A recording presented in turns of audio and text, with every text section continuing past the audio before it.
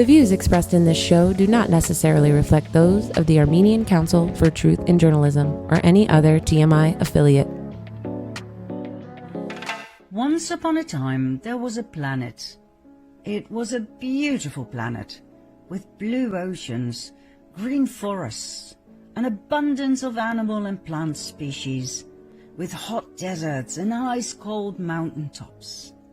Mankind ruled this planet that we shall call planet Earth. Eons of time had passed since they first evolved. Great civilizations they had built, but, as was ordained by universal law, all of these civilizations had disappeared after great times of power and glory. And for some unknown reason, mankind had always been drawn into wars. The gods had no understanding of mankind's collective insanity, but observed it with great interest. After all, that's what gods do. They observe their creations evolve. In the year 2019, something extraordinary occurred. It was in December of this year that a chain of events was about to unfold with such swiftness, such audacity, that no one fully realized to what extent society was about to change worldwide. Even if the gods had told them what was about to happen, no one would have believed them. And so, once again, they remained silent. After all, what could they possibly have said? "Listen, beautiful creation, you are about to experience one of our latest experiments. We will create a situation in which your freedom, your liberties, your rights will be taken from you by your own governments. They will do so for your own good. They will explain how they will do everything they can to protect you and your families. And you, beautiful creation, you will celebrate them for their great care. You will applaud them and thank them and pay them for their wonderful and heartfelt concerns. You will gladly and freely give up your rights, your freedom of speech, your freedom of movement, your freedom to be together and close to the ones you love. You will understand and freely obey your social media, your YouTube, Facebook and Twitter censorship of those who speak different truths, of those who dare question the narrative, of those who ask critical questions. And you, beautiful creation, you will applaud your social media, for they are wise, and those who go against the grain are dangerous and must be silenced. Borders will be closed. Businesses, theaters, pubs and restaurants, everything will be shut down. The entire planet will be on lockdown, and you, beautiful creation, you will be grateful. Your governments will ask you to keep a close eye on your fellow citizens to see if they obey the rules. And you, beautiful creation, will do so and freely report them to the authorities. And you will feel happy and content for having contributed to the safety of your nation and your planet.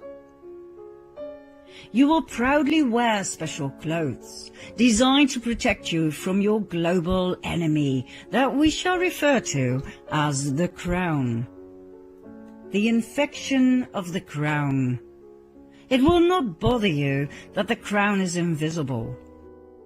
It will not bother you that your governments will only allow those scientists to inform you whom they paid. You will not even see it. You will only see what they want you to see. Every free thought, every hampering in your blind faith will be smothered by TV programming and your newspapers. Those who dare express doubt will be ridiculed nationwide, and they will be exposed for their dangerous delusions. Beautiful creation, we, The gods wish to see how far you are willing to let this evolve. How far before the scales will fall from your eyes before you ring the alarm. We wish to see what you will accept. Facial recognition? Drones to monitor and correct you? Betray your fellow man? Laws to limit your freedom of speech, of movement, of occupation? Laws to submit to forced vaccinations? How far will you go before you start questioning your authorities and their crown? You have always shown a tendency towards warfare. We have never understood why. When we ask you, do you wish to go to war? The answer is always, no, we want peace. But when we put you in one of our small experiments, you seem to yearn for war. Why? Did we, the gods, make a mistake when we designed you? We wish to know what happened. Why fight a common enemy that no one can see, nor hear, taste, touch, or smell, yet which your authorities claim does exist? Why believe in this fairy tale of the crown? How can it be that our creation, you dear ones, how can it be that you keep falling for the same old trick of divide and conquer for thousands of years in a row without the slightest tendency to learn from your mistakes? Where did we, the gods, go wrong?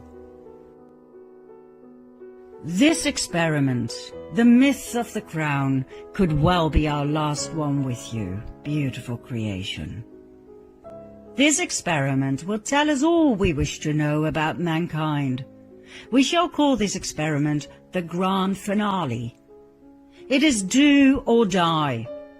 For us, the gods, it is all the same, for you are just one of many creations. It is do or die. The choice is yours. But we must be fair. We wish it to be do. We do not wish for you to die.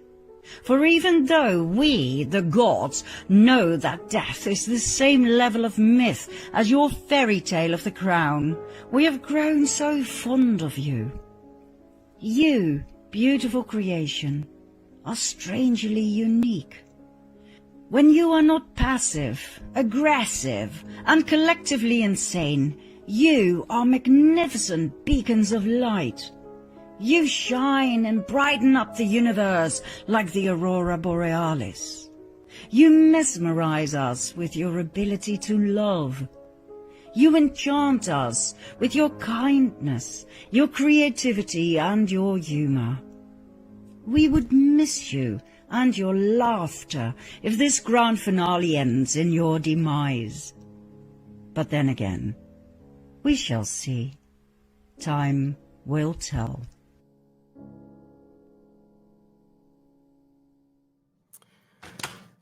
Good morning, good evening, good afternoon.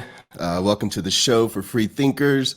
It is day 200 of a 2-week lockdown, and it's time to get into a little bit of history. Looks like I had a little, of course, technical difficulties at the beginning. Had a nice little intro that was playing, but I guess it was only playing for me. But we're just gonna move right past that. Anyways, I think people now more than ever need to study and learn history so it doesn't repeat. And that statement has taken on a brand new dimension. When it comes to this world that we live in today. I do a lot of research. I do a lot of my own investigations, and this year I've had to really retrace a lot of my steps and a lot of my conclusions. I've had to try to really put things in perspective with what's going on as it continues to snowball into something greater than what we can see at the moment. And this is no longer a passive moment. It is, we no longer have the luxury of hope.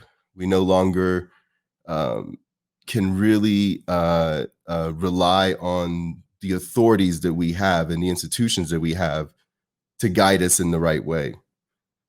So I think, with that said, I just think it's time now that we really must take an active role in the information that's presented, our history, and one of those histories we're going to talk a little bit about today is going to be the Revolutionary War and what all that meant.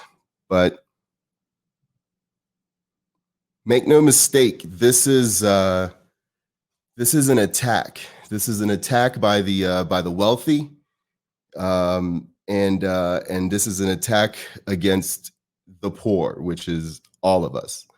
In America alone, 80% of us live paycheck to paycheck, and during this bailout alone, or during this coronavirus alone, banks and corporations and airlines were bailed out to a tune of about $5 trillion that they just printed out of thin air. And I believe our bailout was, $1,200 for 7 months or so. So with that being said, we have now less jobs because jobs are independent businesses are going under. We have less jobs, and we also have no healthcare still because that's what we had Obama. He was supposed to do that, and he didn't do that. And we also at this moment can really look at it and say, what is the future? Do we have a future? Is it recognizable? And so what I see going on is this entity, the conspiracy, is they're using politicians, they're using athletes, they're using celebrities, they're using influencers, which is a new thing now. They're using the media, and they're coordinating this manipulation into getting us to do certain things or to give up certain things or to look at something in a certain way. And the control mechanism, the main control mechanism is always banking. But now we've been exposed to this other mechanism that makes this conspiracy work. And that's what Jeffrey Epstein does. Our guy back there, Mr. Jeffrey Epstein, hanging out with Bill Gates at the moment and some other guys, some other very influential people, I'm sure.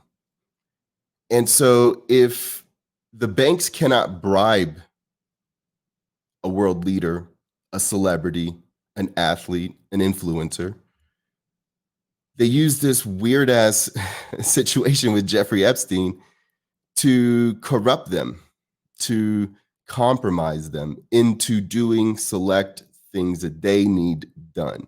And that's how the big conspiracy matriculates and just moves on and moves on. And it's global. The conspiracy is global. And if you need any proof, all you have to do is look at what's going on in the world. And every country has a tailored response for those people of that country. So France's response is very similar, but it's tailored for what's going on in France. Same thing with Australia, which is, man, my heart goes out to them. Well, I'm sure we'll be there soon, but they're really taking the brunt of what the New World Order may look like. So you look at what's going on in UK, if you just look around the world, the coordinated level of what's going on, and they have this saying called building better or build it better, like every country has that same phrase going on.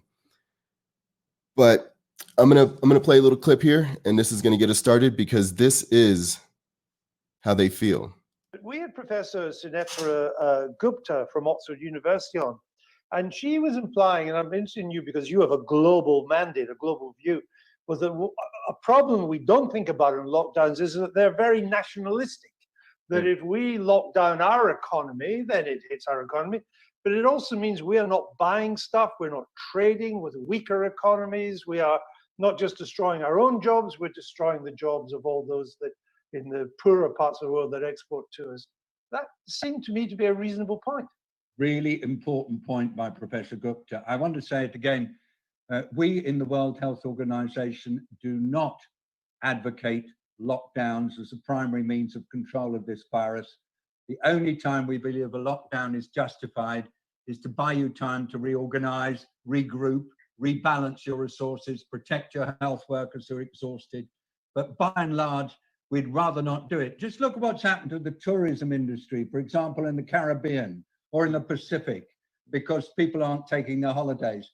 Look what's happened to smallholder farmers all over the world because their markets have got dented. Look what's happening to poverty levels. It seems that we may well have a doubling of world poverty by next year. We may well have at least a doubling of child malnutrition because children are not getting meals at school and their parents in poor families are not able to afford it. This is a terrible, ghastly global catastrophe, actually. And so we really do appeal to all world leaders. Stop using lockdown as your primary control method. Develop better systems for doing it. Work together and learn from each other. But remember, lockdowns just have one consequence that you must never, ever belittle, and that is making poor people an awful lot poorer.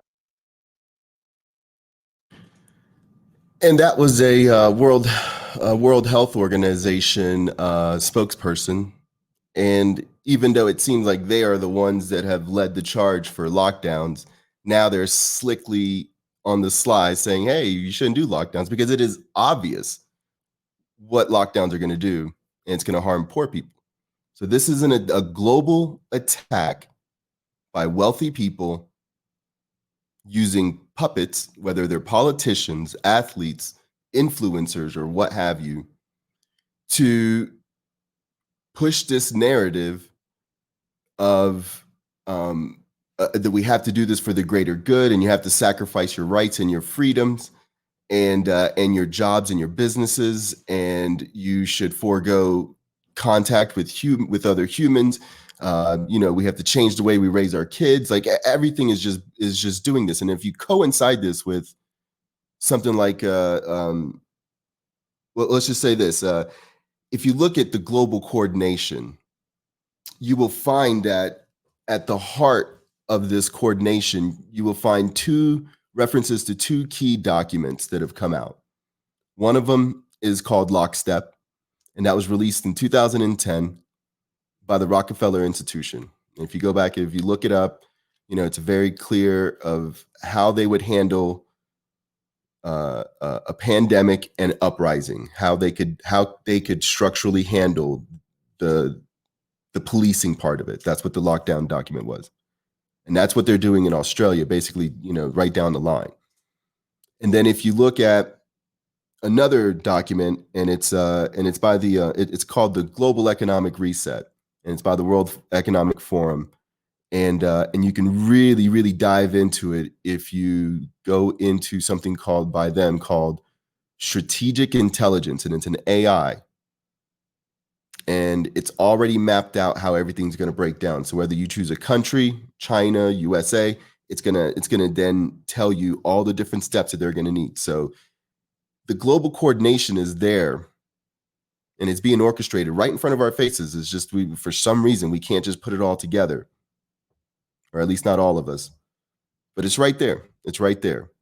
And those two key documents, the Lockstep one from 2010 and the Global Economic Reset, Strategic Intelligence, AI, by the World Economic Forum, that's where you'll find the template for this coordination that's going on globally. So with that, and with climate change and a Green New Deal, that's where they will usher in this new world order. And with that, I'll give you a couple of slips, because this isn't This isn't by chance. Like, these people are being told, they're puppets, they're being told. But at the moment, what I'm seeing as health minister is a level of apathy, a level of complacency. I understand that, but I'm not happy about it. I'd also say this, the other area of danger is the place that we would normally consider to be the safest place on earth, our homes. You've already heard today that one of, or a number of the people who've actually now got the virus, got it in a home situation. And we'll hear more detail about that in due course. But it is both a safe place and a dangerous place. We must treat this new world order, this new world of COVID, we must treat this new world of COVID, even in our own homes, with a high level of care and caution. Because otherwise it doesn't work. So you got to eliminate that compliance and you make a mandate. And then you do training, particularly in the city, I'll call them licensing departments, whether it's zoning, buildings, housing will be impacted by it, planning certainly.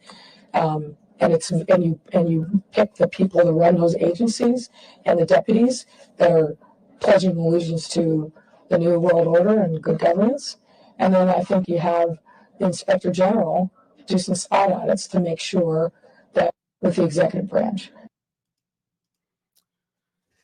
And I could go on and on with examples of world leaders accidentally saying New World Order or purposely saying New World Order. They don't hide this conspiracy very well. That's the easiest place to hide such a grand lie, is right in front of your face. It's been proven before, and now they've perfected it. And we've seen this attack before. And this is when we'll get into a little bit more of the history of what the Revolutionary War was. Now, we've seen them attack us like this before. And the Revolutionary War wasn't just, hey, we want to be free, and then, okay, and then that was it. That's not what it was. There was actual contempt for the poor. There was actual contempt for the colonists. There was actual contempt, and they tried to corral them. And I will give you a list of the things, of the circumstances that led to the Revolutionary War. It wasn't just one act. It wasn't the Boston Tea Party. It wasn't just one thing. It was an assault. And before we go any further, going to give a shout out to the Flickwick, our sponsor. And the Flickwick's pretty badass. It gives you a lighter with a Flickwick in it, so that you can save your butane, not smoke your butane if you're using cannabis products or tobacco. And yeah, it's just I know the guy who patented and created this, and he sponsors our shows. And if you go onto shop.flickwick.com and type in any of these promo codes, ACTJ or LSPB, you will get 20% off. But with that said, let's get back to the Revolutionary War. So now I made some notes here, and also kind of dinged up my eye. I don't know if y'all can tell, but anyways, so we've seen this attack before, and that is by the elitists before, and that's the Revolutionary War. And the revolutionary time frame that we're talking about is 1763 to about 1788. And if we look at some of the circumstances surrounding that situation, we have the elitists were the king and all of the people that enforced his rule. That's who the elitists at the time were. And they were stationed here, they were stationed in Europe, and that's who they were. They felt ordained to rule over people. That's how it used to be. And they started realizing really quickly that that's not going to be the way to be able to maintain this empire forever. So that's when they started getting into the more deceitful parts. But let's go back to the circumstances. We have, you may have heard of the Tea Act and the Boston Tea Party, but there was also the Stamp Act. And the Stamp Act was literally a daily living tax. And it wasn't just a tax. You had to have an official stamp on all of the products that you sold or all the products that you purchased. That sounds a little familiar to what's going on currently, and I'll show you. I'll elaborate on that a little bit more. So not only did we have the infamous Stamp Act and the Tea Act, but we also had the Sugar Act, which was the American Revenue Act. We also had the Quartering Act. We also had enforcement of the Robin Hood-esque Surveyor of the King's Woods, which resulted in the Pine Tree Riot of 1772, one of the first acts against the law of the king. Then we had them seizing ships to enforce customs in our ports. Criminals were shipped over to England and tried. We had the Boston Massacre, the Coercive and Quebec Act, also known as the Intolerable Act. They were shutting down by military force the Boston port. Then we had a worse Quartering Act. Then they stopped the buildup of colonial militias. They had the New England Restraining Act, literally called it the Restraining Act. We also had they also restricted trade with the indigenous tribes. They only were allowed to do the trading. So we get a bad name about what we did to them, but it was probably this psychopathic global elite that really created the situation and wrote that narrative. But we won't go there. So they also confined the colonists to the eastern seaboard by installing forts all around them to corral them into a certain area. And all of this comes on the heels of what was called the 7 Years' War that ended in 1763. So it is my contention that what happened in those times is it led to the elitist at top to morph their system. They adapted their system. No longer could they rule by edict of kings and banks. They had to become a little more sneaky. And what they did is that they used America to create this idea of revolution against the king. And then they created something that was just the exact same thing, which is corporations. Corporations, the expansion of what a corporation was and tying it into a government that justifies it and verifies it and makes it real. That was their new kingdom. So they took the kingdoms from being overt, out in the open, ordained by God, to these corporations. They're ruled by the exact same way. Only now they have legitimacy because we've legitimized them, supposedly. So that is my contention, and then and that they morph their government central banking system of control. If you consider the hostility that they had towards the colonists, we'll just use us as an example. If you look at the hostility that this conspiracy that was going on then, which was the kingdoms, and now if you just walk with me as I'm talking with you on this. If you allow yourself to understand that, okay, those people now went underground and they're ruling by deceit. Now you can put today's situation in perspective because it all comes back around. So, like I said, we talked about the Stamp Act, and I'm going to discuss how the Stamp Act is something very similar to what what a vaccine passport would look like. A passport allowing you to interact with businesses again. It's the same thing as what the Stamp Act was, because it's the same fucking people that want to implement it. They're just being a lot more slick about it this time.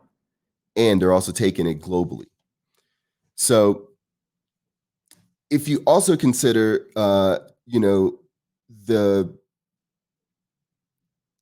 the way that, if you also consider the way that it all went underground and is very secretive, you can even allow yourself to believe that maybe we didn't win those wars. Maybe we didn't win that war. Maybe we were defeated, and we just had the illusion of victory. So I think that that's probably the case. I think the same as if we didn't win any world wars, and we did not win the Cold War. These are all just narratives. And these narratives are created, they're created to justify what's going on. Nobody wants war. The only people that want war are bankers. That's it. Because that's how they collapse societies and that's how they take things over. I don't want war. I've never talked to anybody that's ever been about war. And if you always go back and read any of the books and accounts, nobody ever wanted war. Why do we always have war? Because that is how they break down and justify the narrative that they're creating for history. That's my contention. So the funny thing about that is, so now compare the elitists of today, and we've said that, you know, they've hidden themselves from us. But what they've done very, very deftly is that they've given us these puppets to argue over. They've given us these candidates. We'll use today's candidates as an example, Trump and Biden. So now we're looking at them as causing a problem or fixing a problem when they have no power. That's not who's running anything. Trump was selected, Biden was selected, Obama was selected. And they're selected for very strategic reasons as to why they want to do what they want to do. And, you know, starts off with Bush. Oh, somebody's messaging me.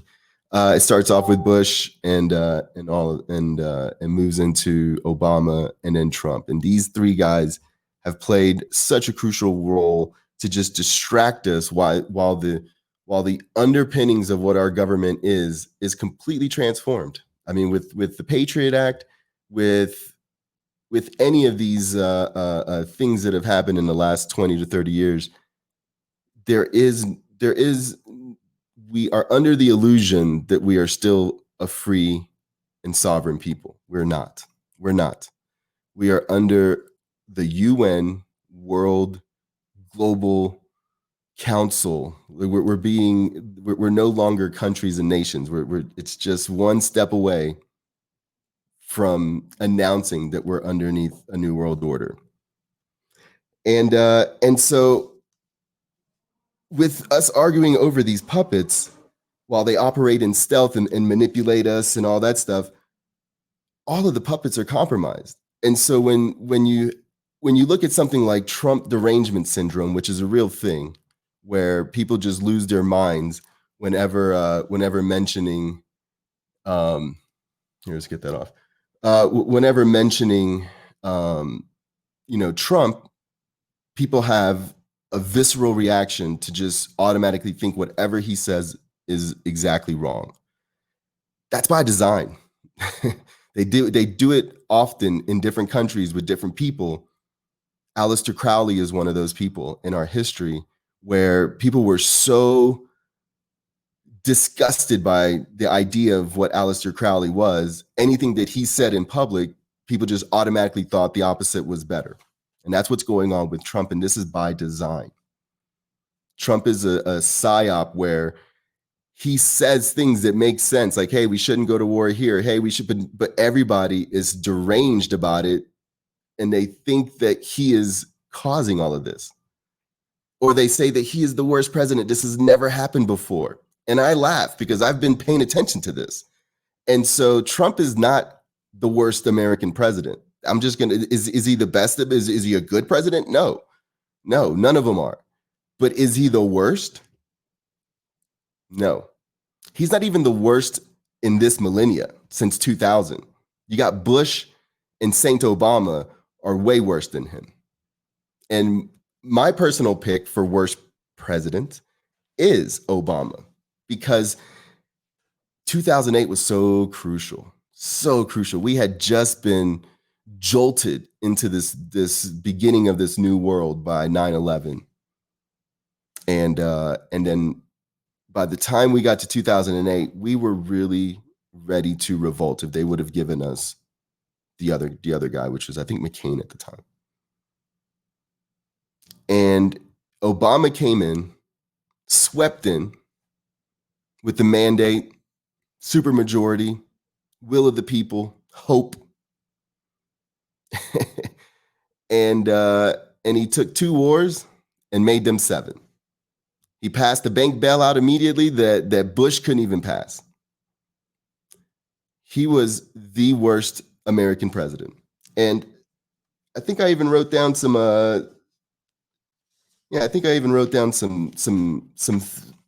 some of his accomplishments, if you will. So we all remember Fast and Furious. He had a supermajority, didn't give us single-payer health care. Husband dropped, and I'll say this because, you know, what really ticked me off is I saw Michelle Obama on TV bullying voters to try to vote for Biden. And that's just not how voting goes. You're supposed to demand something of a politician, and they're supposed to promise you something.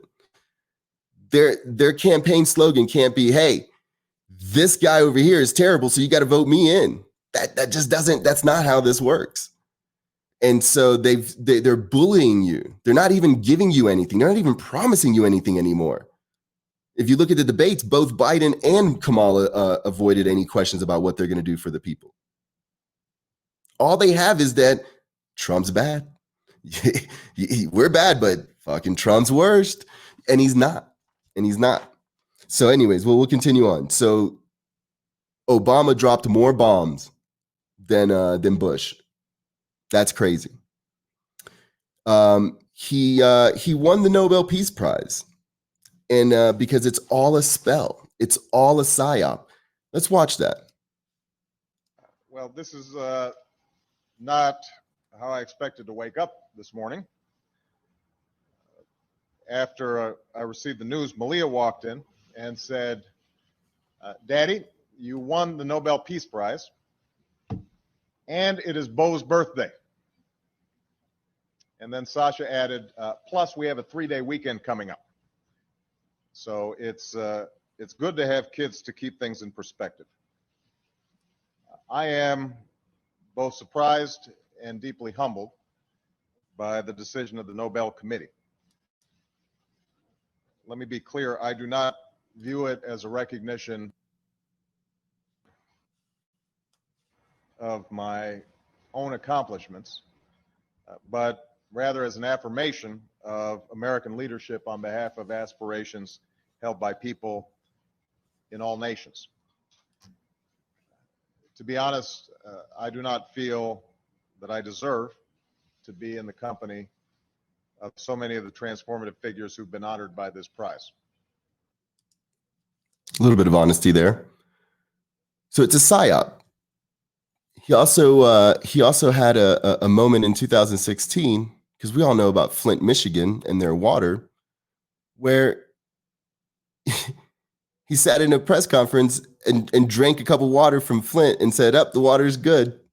Yet he still admitted, shortly after doing that little promotional stunt, that water was filtered, that you have to filter the water.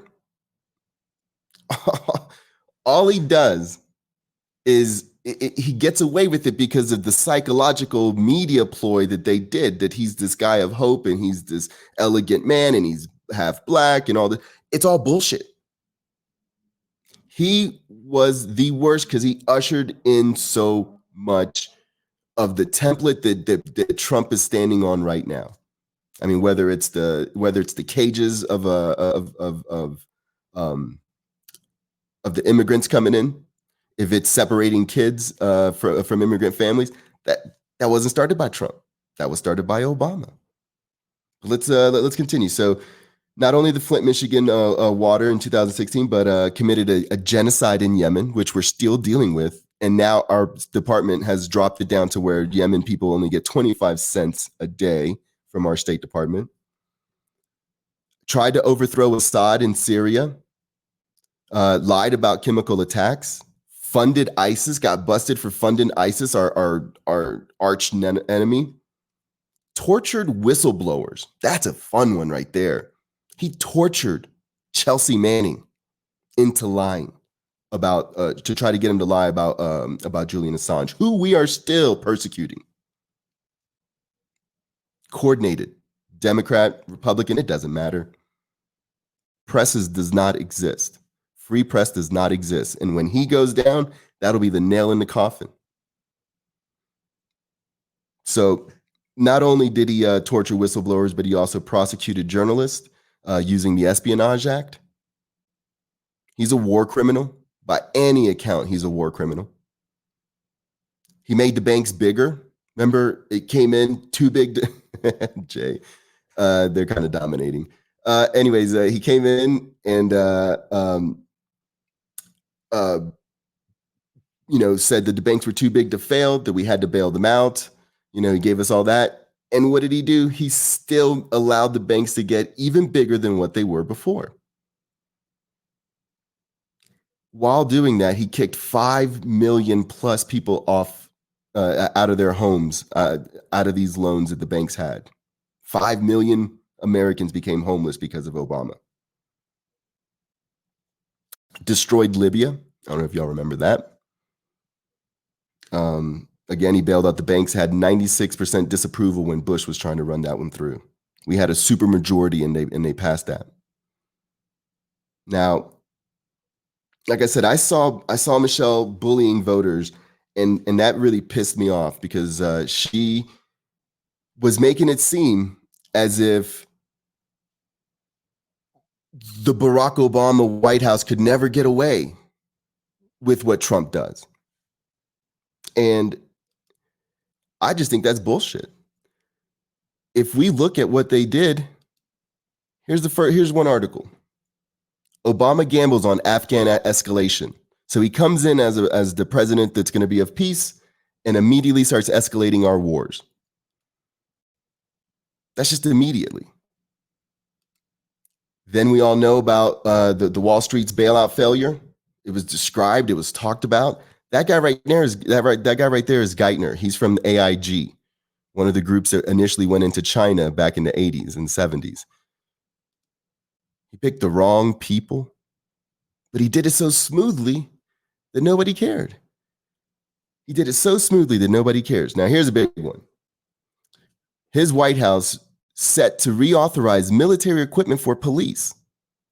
Now, this is in 2015 or 2016, and the demilitarization of police is often which often acts as like a occupying force in communities, is one of the key demands of Black Lives activists, Black Lives Matter activists.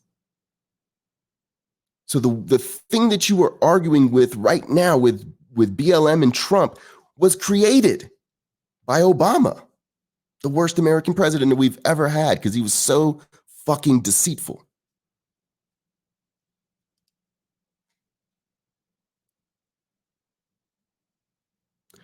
Then we have his unprecedented use of state secrets to defend religious profiling. He did that against Muslims. He had a role in the Honduras coup and the subsequent violence that preceded it. His administration approved Arctic drilling, not once but twice. They did this. None of these sound like democratic principles. Here's an article that talks a little bit about Obama's war on whistleblowers leaves administration insiders unscathed. 5 key political players enjoy virtual impunity while 4 lower-level figures are in prison facing time. This has nothing to do with Democrat or Republican. These are puppets that are being controlled by something much bigger than us.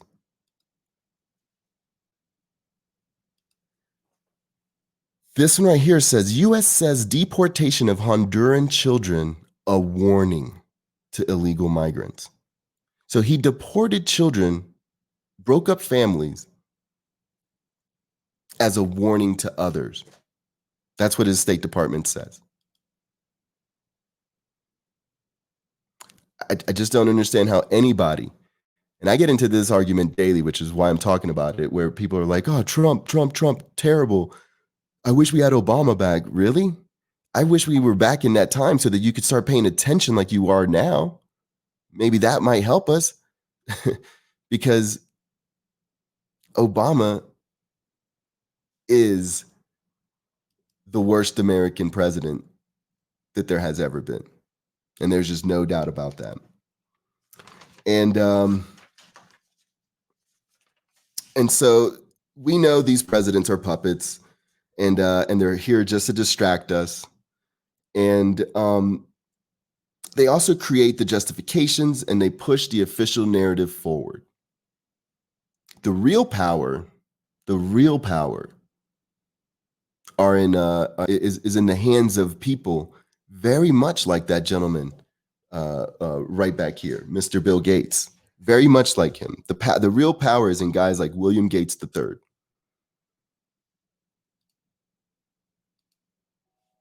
The last time I bothered to look, it has now been reported that this man has somewhere in the vicinity of $106 billion.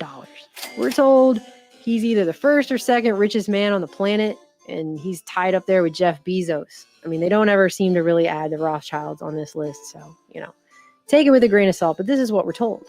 In 2015, it was announced that William Gates III was worth more than the GDP of at least 38 countries. And without getting into all the gritty details of the cheap, unethical situation surrounding Gary Kildall and the quick and dirty ripoff of the operating system that Kildall designed, we all know what the prime feature of 2020 has been, and we all know who suddenly became one of the main faces promoting the official response to it. But when he isn't spending $1 billion to surround the Earth in real-time surveillance satellites or conducting risky multi-million-dollar geoengineering experiments to block out the sun, or recycling poop into water that he expects other people to drink, or paying comic book artists to depict him as a superhero, he's been pouring his access funds into experimental vaccine and birth control technologies, up to and including a remote-controlled contraceptive microchip implant. That all sounds crazy, but that's all stuff that's happened. That's not a theory, that's just fact. Back in April, President Trump announced he was going to halt funding to the United Nations World Health Organization. Instructing my administration to halt funding of the World Health Organization while a review is conducted. Which meant that the WHO's number one funder became Gates. So I'll say that again. Modern humanity as a whole reached a point this year that William Gates III became the number one funder of something called the World Health Organization. And you didn't exactly see the media jumping over themselves to point out the fact that this guy also is the guy who they're running to left and right to promote everywhere they can in the face of this situation. And the media was supposed to be our unofficial fourth branch of government, right? The protection of whose press freedom was spelled out in the First Amendment to the Bill of Rights has been solidly undermined by billionaire-backed philanthropies over the last century.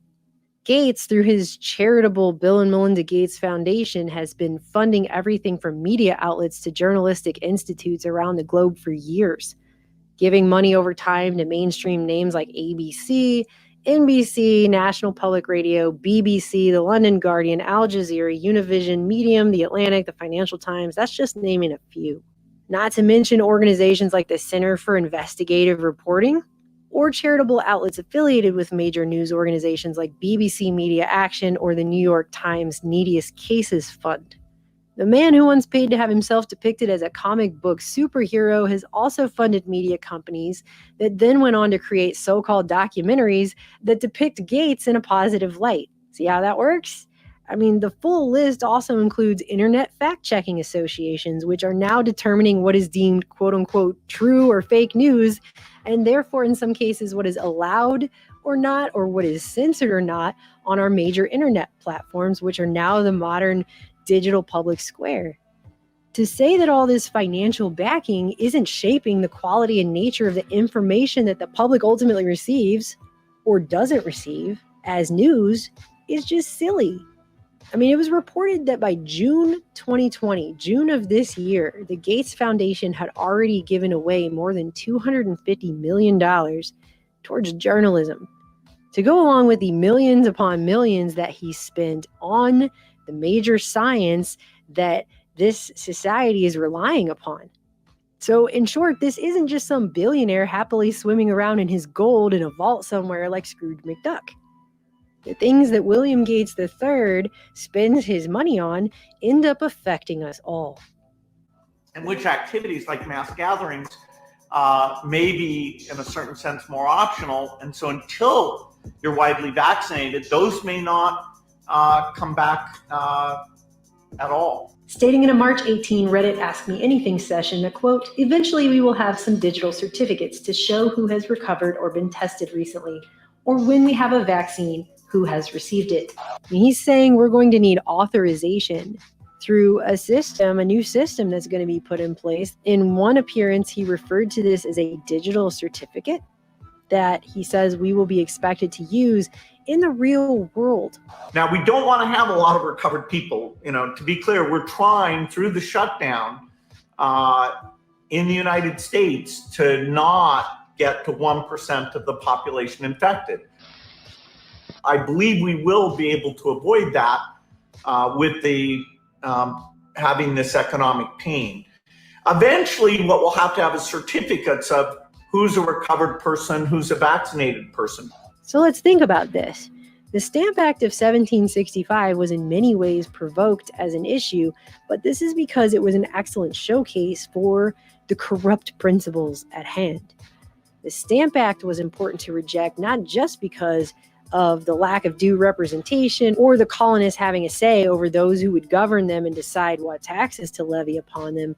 This was doubly important to reject because the Stamp Act sought to impose a check and middleman over literally every avenue of colonial life at the time. These things would not all just be taxed, but like the name says, they were requiring a stamp.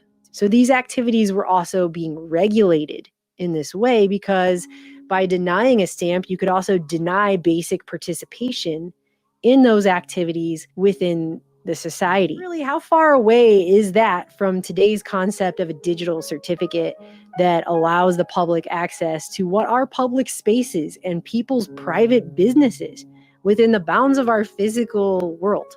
I mean, this is an affront innumerably worse than the Stamp Act.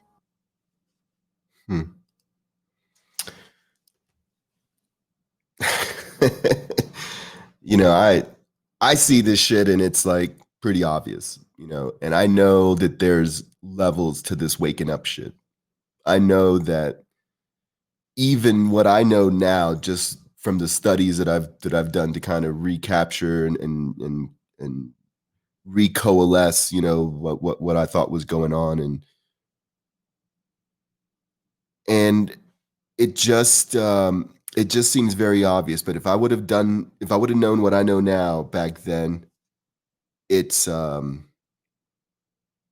would have been scary. You know, I think the way it goes is that there has to be little small levels to waking up to realizing this great grand conspiracy. Then it all becomes easy.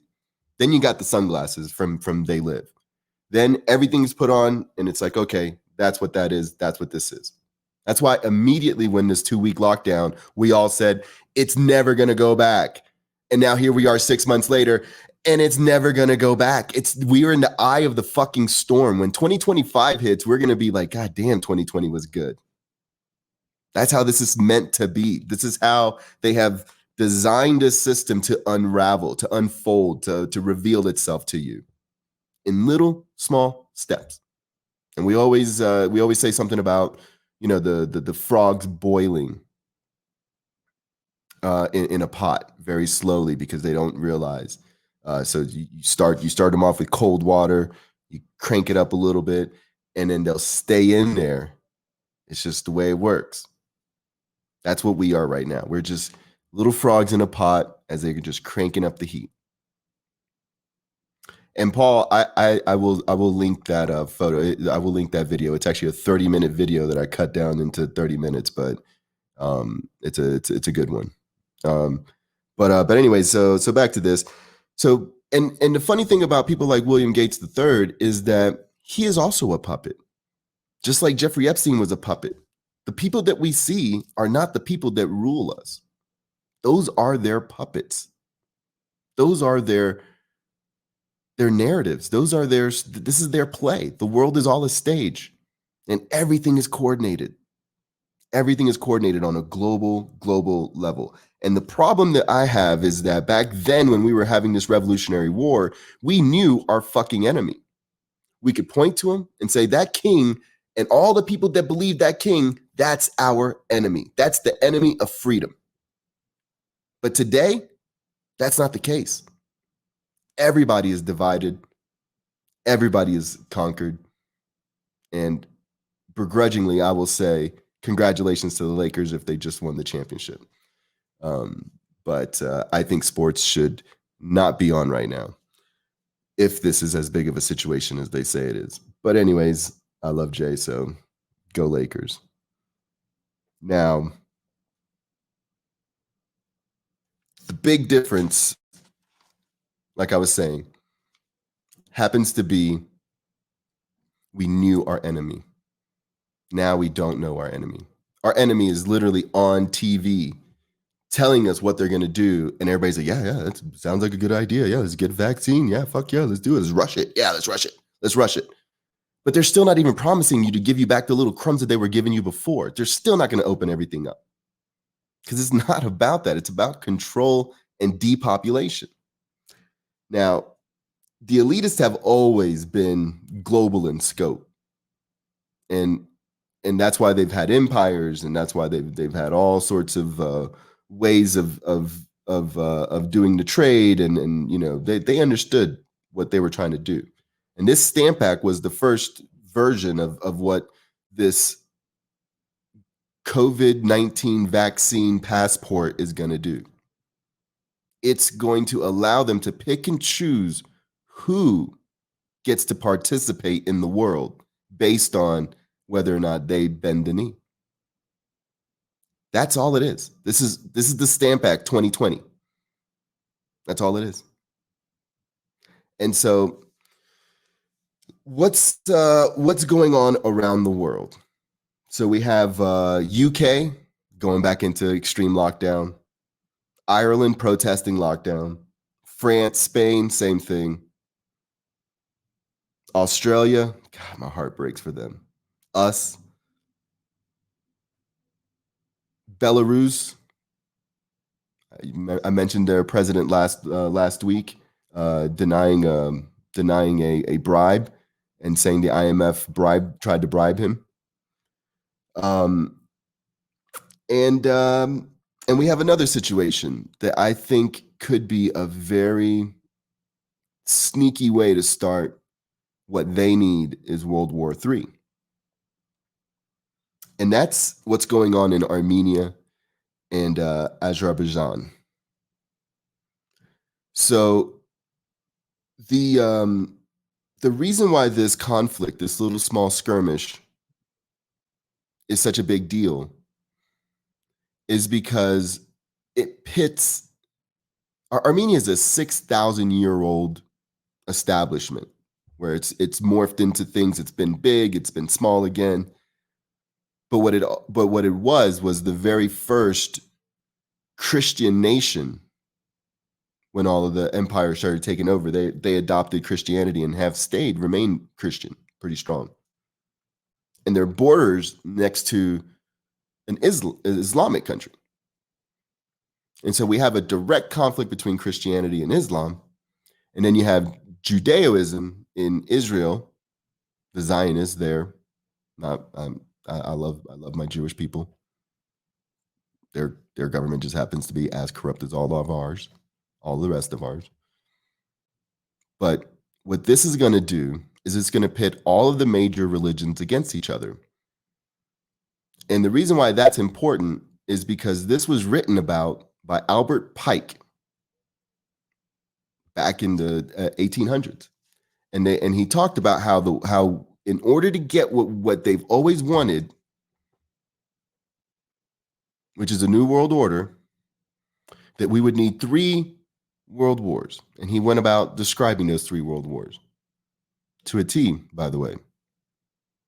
And the third one is going to be the destruction of all of the religions so that they can usher in science as the new religion, which is going on right now. So that's why this little skirmish in Armenia is so important, and we must continue to watch what's going on there. And they have these they have this already planned, and if you want to see the plan, it's under what's called the Global Economic Reset. And there's another thing for everybody to look up. It's called the Belt and Road Initiative. Now, the Belt and Road Initiative is going to be what replaces all of the trade and streamlines it so that they can control all of the food, all of the goods, and all of the services that goes around. So I really advise you to look into the Belt and Road Initiative, a co-op by China and Israel.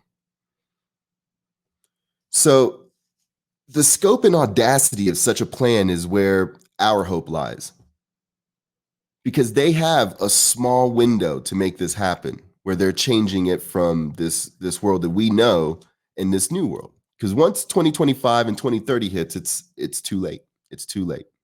Right now is our only chance, and it's by doing what you're doing, which is looking at alternative information, which is knowing your history, standing on principles, and engaging people and talking to them. That's the first step. We have to do this. We have to do this because a lot of people don't know their enemies.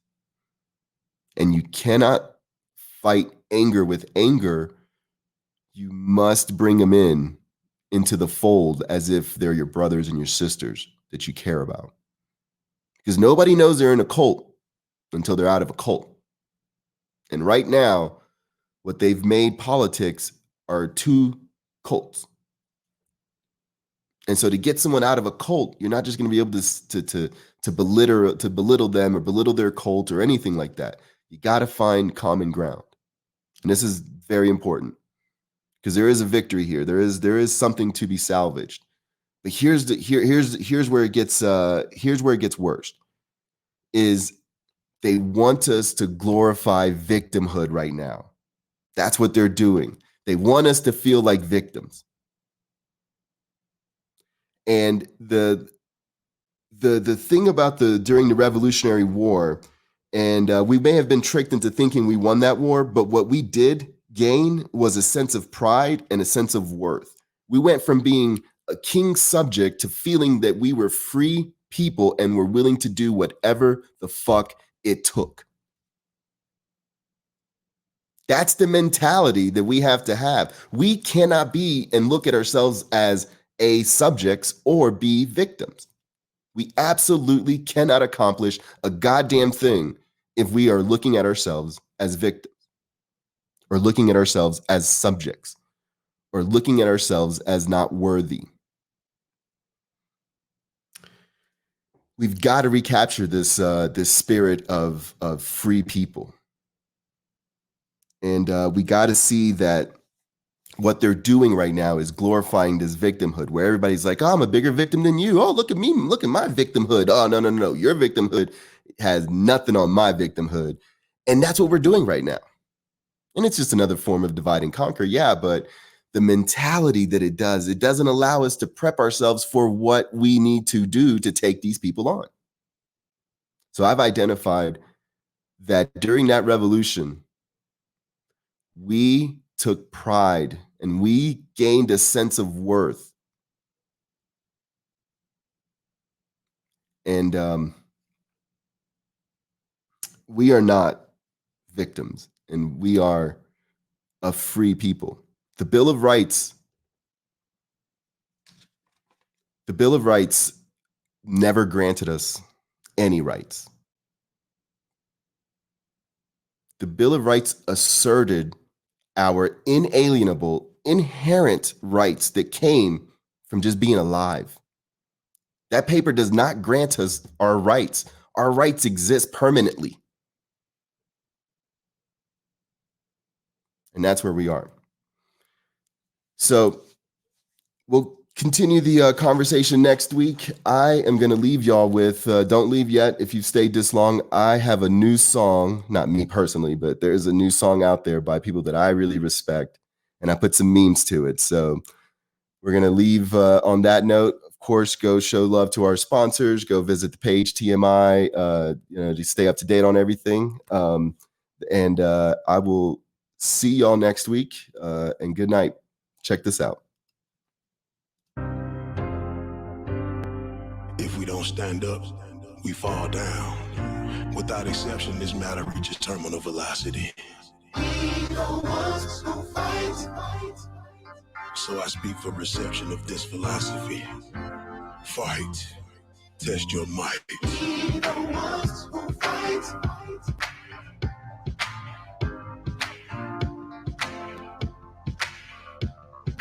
We don't want to fight.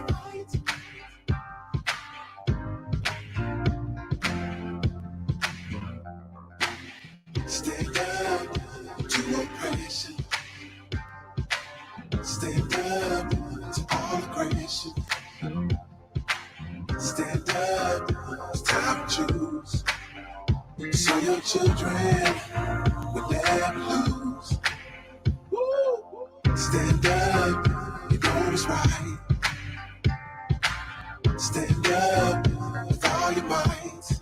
Cause you know that we don't want to fight. All I know is to keep on going. Just continue to carry on, carry on. We don't want to fight. Said all I know is to keep on going. Just continue to carry on, carry on. We don't want to fight. All I know is to keep on going. Just continue.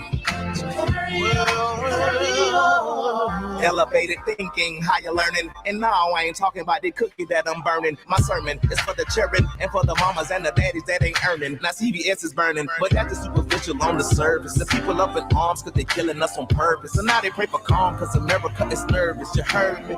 Thank you for your service. From a family of military vets. My granddaddy and daddy then were military, yes.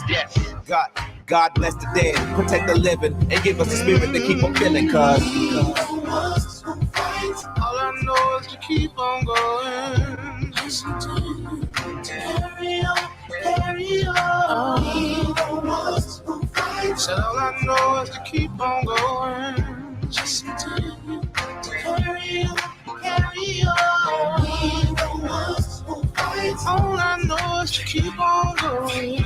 Just continue. I have a cousin named Robert. Robert was a robber. Until my partner snitched on him and my cousin got caught up. First he was tried, then he was convicted. After he was sentenced, found conviction through religion. Reform Robert told me we should only pray to Allah. Told me I should humble myself, take my shahada. You never know, the final day could be tomorrow. Told him peace be upon him and I hopped out the Impala. My other cousin Trapper, wanna be a rapper. Lean sipping, ring dripping, dresses very dapper. I asked him why he do it. He tell me cause it's simple. My body is a temple, in it dwell a soul. And I'm gonna furnish mine in fine fabrics and gold. He told me that we Hebrew and we should pray to Yahweh. As we smoke the zip and dipped out on the highway. Hopefully to heaven. Somebody called a reverend cause all I know is to keep on going. Just continue to carry on, carry on. We don't want to fight. Said all I know is to keep on going. His fist that are cuffed tight. No longer enough. For this fight between darkness and light, we must test our true might. No time for the ones who might. Only the strongest will that will desire to instill righteous fire in those they've sired who fight. This a new flight plan. Apply the course of truth, not fiction. No longer is the focus the irrelevant friction between the yellow, the red, the black and white man. We seek the true source. Speak with a new voice. Time's up. Can no longer afford the expense of giving you choice. We now demand compliance. Can't withstand defiance. Clear your soul and mind of pseudoscience and archaic premises. There's no right defense. You either with me or nemesis.